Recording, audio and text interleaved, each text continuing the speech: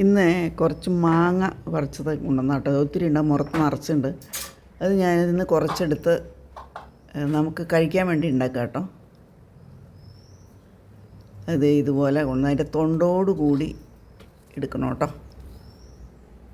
ഇങ്ങനെ ചെത്തിക്കണം. നല്ല ചൊനച്ച മാങ്ങയാണ്, നമ്മുടെ വീടിൻ്റെ മുറ്റത്ത് തന്നെ ഉണ്ടായതാണ്. അത് ഇതുപോലെ പൂളി എടുക്കുക. അധികം പഴുക്കാത്തതാണ് ചൊനച്ചത്. പഴുത്തതൊക്കെ ആകുമ്പോൾ ഒത്തിരി ഷുഗറൊക്കെ ഉണ്ടാവും, കഴിക്കാൻ പറ്റില്ല.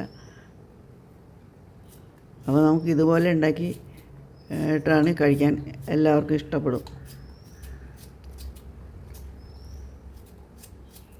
ഇതിനകത്ത് ഇത്തിരി ഉപ്പും മുളക് പൊടിയും ചേർത്ത് ഇളക്കി വെക്കണം കേട്ടോ.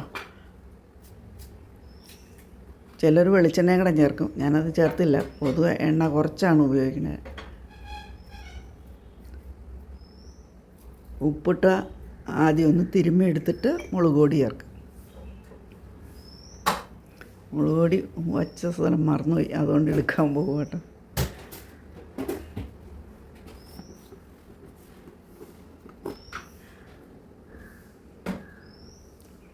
മുളക് പൊടിയും കൂട്ടി തിരുമ്മി വയ്ക്കുക. ഇടനേരങ്ങളിൽ കഴിക്കാൻ നല്ല ഒരു 11 മണിക്കൊക്കെ നമുക്കിത് കഴിക്കാൻ വിശപ്പ് മാറും.